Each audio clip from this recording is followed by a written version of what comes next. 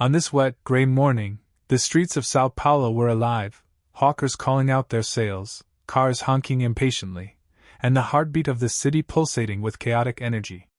Amidst all that noise, Valente, a stray dog with a scruffy coat and piercing amber eyes, rummaged through an overflowing trash bin behind an abandoned building. Life on the streets had taught him how to survive, but nothing would prepare him for what he would find that day. A soft whimper met his ears as Valente nudged a tattered blanket with his nose. Immediately he stopped, ears pointed, and his heart racing. He then began to move the bundle delicately with his paw to expose the thin face of a baby only a few days old. The baby was pale, its lips trembling because of the cold. Small fists shook weakly in the air as if protesting the cruel world into which it had been cast. The instincts burst forth in Valente. He had seen it all in his lifetime: discarded pets, forgotten people, dreams crushed by the weight of the city, but this was different. Gently grasping the blanket in his teeth, he began to carry the baby away from the stench of garbage into the uncertain safety of the streets. Meanwhile, across town, Isabella Rocher was engaging in a heated war of words with her supervisor. This woman was a fiery social worker, full of ideals. "Isabella, you can't save everyone," her boss sighed, rubbing his temples. "Perhaps not," she shot back, her eyes ablaze, "but I will never stop trying." Her latest case involved a surge of abandoned infants, and Isabella had a gnawing suspicion that the uptick was tied to something far more sinister. Little did she know, her determination would soon meet Valente's discovery in the most extraordinary way. Valente carried the baby through the labyrinth of alleyways until he finally reached an old mechanic's garage, where he often found scraps of food. The owner of the garage, a gruff but soft-hearted man named Marco, noticed the dog was carrying something peculiar. "What in the world?" Marco muttered, dropping his wrench. "Is that a baby?" Valente barked once, as if to say, "Yes, and we need help." Marco's hands shook as he unwrapped the bundle. Dear God! Who would do such a thing? The baby's chest rose and fell weakly, and Marco's mechanic instincts were quickly overridden by a surge of protective urgency. Meanwhile, on the other side of the city, shadows stirred in the corridors of a prestigious hospital. Dr. Helena Moreira, the calculating and ambitious head of pediatrics, paced her office. Whispers of her involvement in illegal adoptions had begun to circulate, and she was desperate to bury the truth. "Make sure there are no loose ends," she snapped into her phone, leaving no room for negotiation. But in a twist of fate, that was the baby who would expose the web of deceit, carefully woven for decades. Meanwhile, back in Marco's garage, Isabella came in after an anonymous phone call about a stray dog with a baby. As she stepped inside, her eyes locked with Valente's. The dog stood protectively in front of the baby, his stance daring anyone to harm the child. "Good boy," Isabella cooed, crouching down. "You found him, didn't you?" Valente's tail was wagging faintly, but his eyes remained alert. Marco transferred the baby into her arms as his gruff voice held emotion. "This little one needs more than I can give. But that dog, he's the real hero here." As she cradled the baby, she noticed that he still had a hospital bracelet around his tiny wrist. It said Baby L, with a date, hardly legible because of all the smudges. Her detective senses began to tingle. "We have to figure out where this baby came from," she said, "and we have to protect him." Valente growled in agreement, like to say, "Me either." The headlines blurred across the city the next morning: "Stray dog rescues abandoned baby." News crews swarmed Marco's garage, capturing shots of Valente's act of heroism. In turn, the public heart began to melt with the shot of the loyal dog and the very fragile infant he had saved. Donations for the baby's care started pouring in, offers to adopt Valente began to overflow in animal shelters. But behind the scenes, Dr. Helena Moreira seethed. The media attention threatened to expose her carefully concealed secrets. She instructed her enforcer, a ruthless man named Victor, to retrieve the baby at all costs. "Make it look like an accident," Helena hissed. "We cannot afford any mistakes." Victor nodded, his expression cold. "Consider it done." As nighttime came, Valente's instincts picked up. He felt danger outside the shelter where Isabella had taken the baby. A shadow moved, and Valente growled low in his throat. He would protect baby Elle, with his life, if need be. Across the field of vision now came Victor's dark figure, all his intentions quite evident in his eyes. Yet little did he bargain for a street-smart dog and a woman with her dogged determination to unearth the truth at all costs. The night air was thick with tension. Valente stood watch at the door of the shelter, amber eyes scanning the darkness. Inside, Isabella was cradling baby Elle, whispering soft reassurances. Though exhausted, her mind was racing. The faint hospital bracelet on the baby's wrist was a puzzle piece, and she was determined to uncover its meaning. Meanwhile, outside in the shadows, Victor moved, not taking his cold gaze away from that dim light that spilled through the windows of the shelter. A man of perfection, getting results without trails was his hallmark. However, this was no ordinary assignment. The stakes were higher than ever, and failure was an option he did not have in mind. Earlier that day, Isabella had taken baby Elle to a trusted pediatrician, Dr. Sofia Alvarez. Sofia was a kind-hearted woman who had been in the business for decades and was horrified at the sight of the baby. Malnourished, dehydrated, but with proper care, he'll recover, Sofia said, her voice steady, though her eyes betrayed her anger. Isabella, whoever left this child didn't just abandon him. They tried to erase him. Sofia had carefully removed the hospital bracelet and examined it. This coating, it's off. It is not standard for public hospitals. This might relate to a private facility. Isabella's heart sank. Private facilities often meant one thing: wealth and power shielding corruption. She had asked Sofia to hold on to the bracelet for safekeeping while she began her own investigation. Meanwhile, back at the shelter, Victor was getting restless. He studied the layout of the place, committing all the details to memory. His plan was simple enough: distract them, take the baby, and disappear before they knew what hit them. Reaching into his pocket, he pulled out a little device. A flick of his wrist, and the power to the shelter cut out. The interior had darkened, the electricity cutting out. Baby Elle let out a whimper, and the flutter in Isabella's chest continued to grow. "Steady," she muttered as she held the baby closely. She fumbled through her purse for her cell phone, using the cell's built-in flashlight to light the area. Valente growled deep and placed himself between Isabella and the door. Victor approached silently, his footsteps muffled by years of practice. But as he reached for the door, Valente lunged, his teeth bared and a fierce bark shattering the silence. Victor stumbled back, cursing under his breath. He hadn't anticipated such a ferocious guardian. The momentary distraction provided Isabella with an opportunity to call the police. Her hands shook as she whispered the address, her voice barely audible over the sound of Valente's snarls and Victor's retreating footsteps. As the sirens wailed in the distance, Victor melted into the shadows. His mission had failed, and he knew Helena would not be pleased. He pulled out his phone and dialed. "It's more complicated than we thought," he said shortly. "The dog, it's a problem." On the other end, Helena's voice was ice. "I don't care about the dog. I want that baby. Fix this, Victor. Or I'll find someone who can." Victor clenched his jaw. "Understood." The next morning, Isabella sat in her small office, her mind buzzing with questions. The bracelet's unique coating had to be a clue, but without access to hospital records, she was at a dead end. That's when she remembered an old friend, Miguel, a tech-savvy journalist with a knack for uncovering hidden truths. "Miguel, I need a favor," she said after explaining the situation. "Can you trace this code?" Miguel chuckled. "Isabella, tu siempre metida en problemas. Mandame de tolas. Ver que puedo hacer." As she waited to hear back from Miguel with some results, Isabella directed most of her energy to keeping baby Elle safe. She strengthened the shelter's security, and enlisted the services of Marco, who had become quite fond of both the baby and Valente. "That dog's a warrior," Marco said, scratching Valente behind the ears.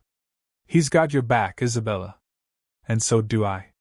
Across town, Miguel's investigation uncovered a startling lead.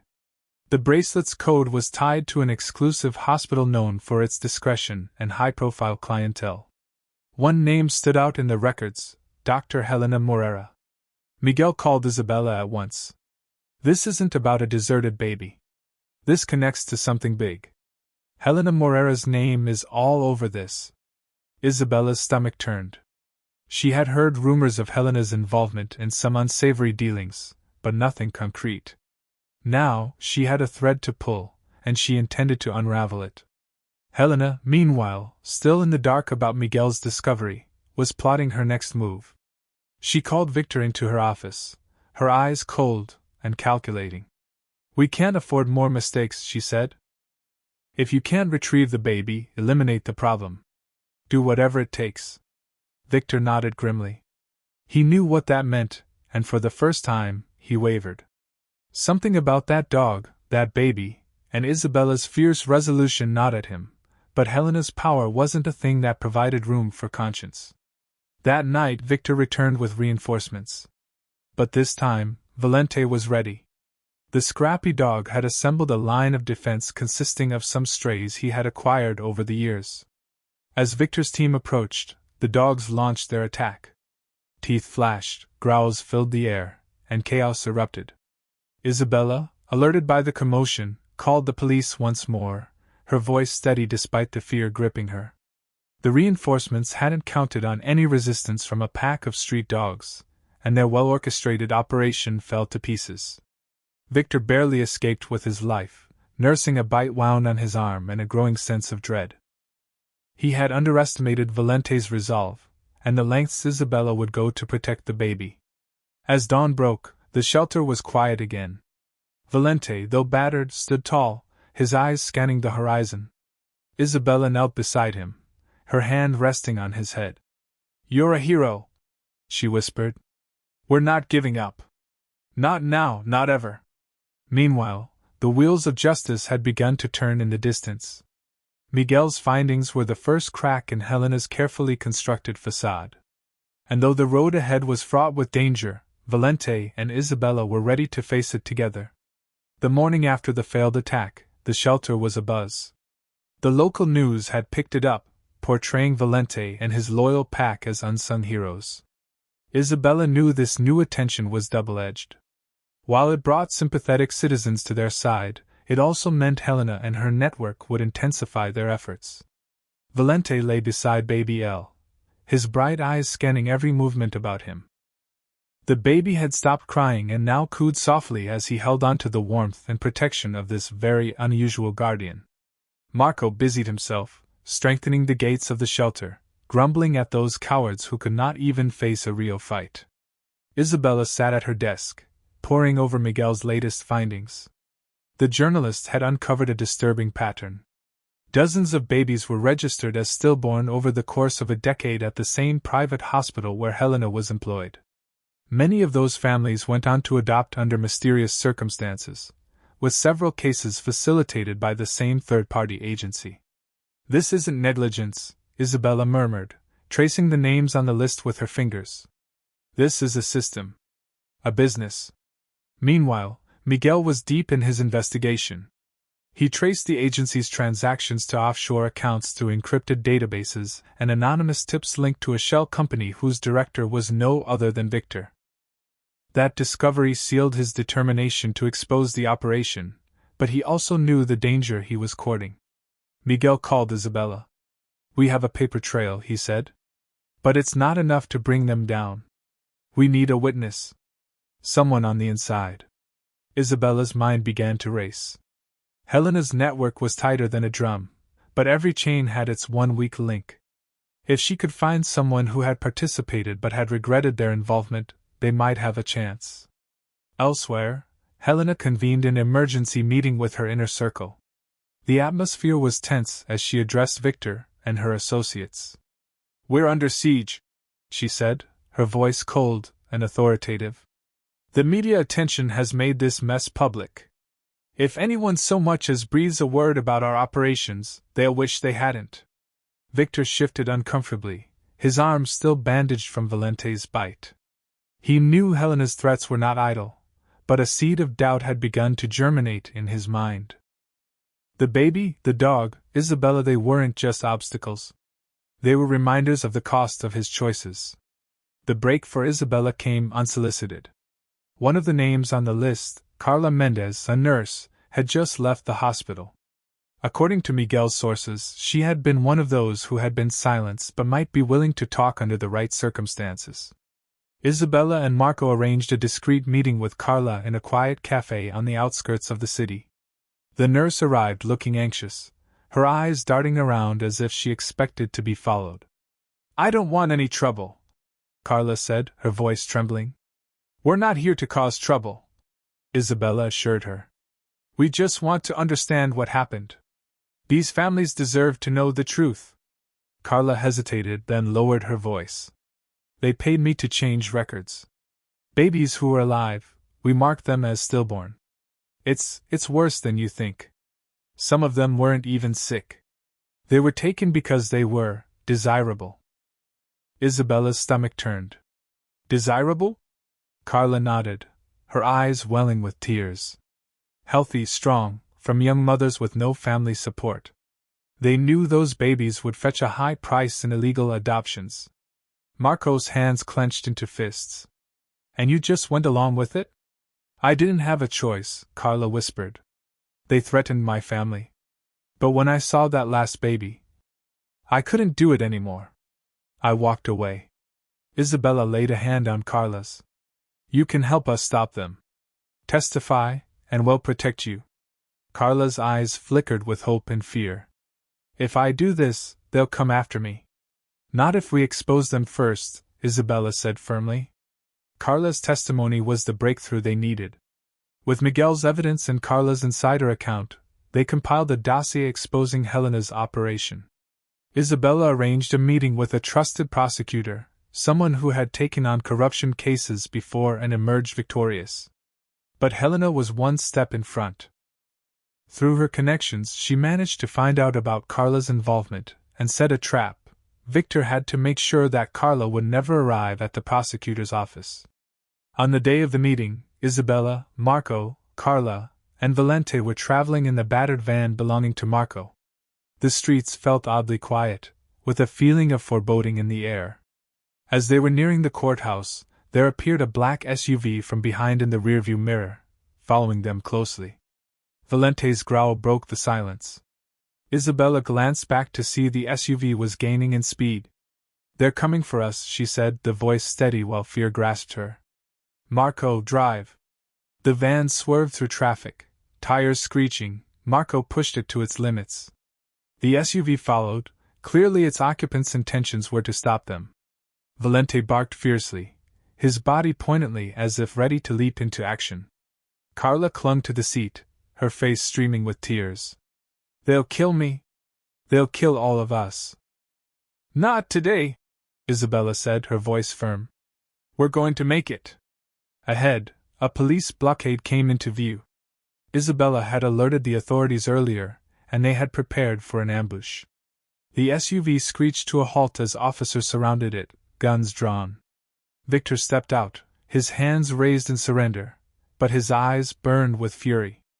Inside the courthouse, Carla would give her testimony to name the names and describe the horrors she had witnessed. The prosecutor reassured her that she would be placed under witness protection, and her bravery would bring down an entire powerful criminal network. Valente sat next to Baby L, a constant reminder of loyalty and bravery that brought them this far. Isabella smiled as she looked at the dog. "We did it," she whispered. But she knew that this battle was far from over. Helena was still out there, and this fight for justice had just gotten started. The courtroom was abuzz with activity. Carla's testimony had sent shockwaves through both the legal and medical circles. The revelations made for headline news: Whistleblower exposes decade-long baby trafficking scandal and Helena Morera's empire under siege. While Carla was taken to a secure location, Isabella and Miguel were racing against time to make sure every piece of evidence landed in the right hands. But Helena did not raise the white flag yet.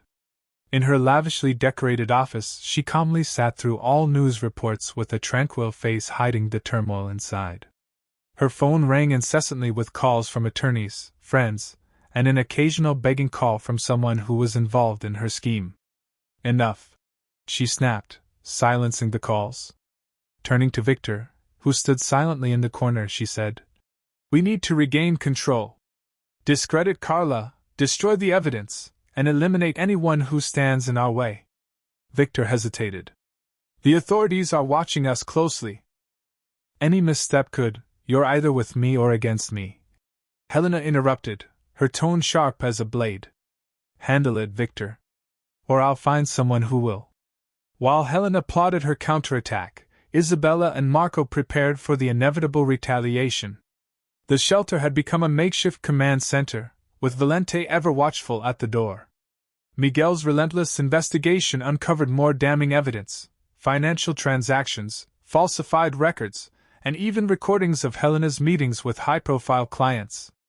"This is enough to bring down her entire network," Miguel said, his voice tinged with both triumph and caution. "But we need to move quickly. Helena won't sit idly by." Isabella nodded. "Let's take this to the press. Public pressure will make it harder for her to manipulate the system." The next morning, outside the courthouse, there was a press conference. A horde of journalists huddled as Isabella and Miguel presented their findings. At Isabella's side was Valente, proud as would be a symbol of nothing but loyalty and bravery. "This is not just about one baby," Isabella said, her voice steady and resolute. "This is about a system that has preyed on the most vulnerable for far too long. We demand justice for the families torn apart by greed and corruption."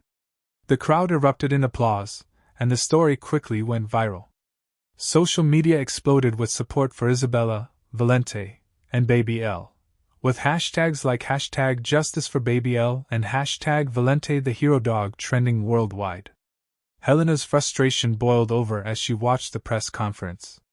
"They think they can turn the world against me?" she snarled. "We'll see about that." She instructed her lawyers to start a character assassination campaign against Isabella, claiming that she was lying to make money from the story. However, nobody doubted the integrity of Isabella, as that was further cemented by the undoubted heroism of Valente. The turning point was to come when a former associate of Helena's, Dr. Fernando Mendez, also came forward with further evidence.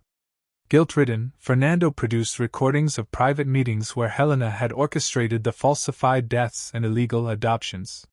"She used fear and money to control us," Fernando admitted during a televised interview. "But no more. It's time for the truth to come out." Helena's empire began to crumble. Arrest warrants were issued for several of her key operatives, and her accounts were frozen. Victor, sensing the tide turning, disappeared, leaving Helena to face the fallout alone. As the court battle rolled on, Isabella turned her attention to the permanent placement of Baby L. The offers flowed in from across the country, families moved by his story. But Isabella knew finding the right family wasn't just about providing comfort. It was about ensuring he'd grow up surrounded by love and stability. One day, as Isabella was going through applications, Marco approached her with a rare softness in his voice. "You know," he began, "that kid, he already has a family here. With you. With Valente. Why not make it official?" Isabella's breath caught. She had grown deeply attached to Baby L, and the thought of letting him go was almost unbearable. After a long night of reflection, she made her decision. Quietly, Isabella legally adopted Baby L, naming him Lucas. Valente seemed to know he needed to protect, his tail wagging as Lucas reached for his fur. "Welcome home, Lucas," Isabella said in a whisper with tears running down her face. It became, several months later, the Hope Haven Center, a refuge for families in pursuit of justice and a haven for animals that needed care. Valente became the center's mascot, his story inspiring countless others to adopt strays and stand against injustice. Helena, once untouchable, now faced life imprisonment. Her fall from grace became a cautionary tale about the corrupting power of greed. In turn, Isabella, Lucas, and Valente set up a new life together. Their bond was the strength of love and a victory of hope. In Sao Paulo's streets, Valente was remembered. Homeless dogs no longer walked alone, families healed through the most unlikely of miracles. A dog who had once fought for scraps to survive became a beacon of bravery, proof that even in life's bleakest moments, loyalty and love could shine the way forward.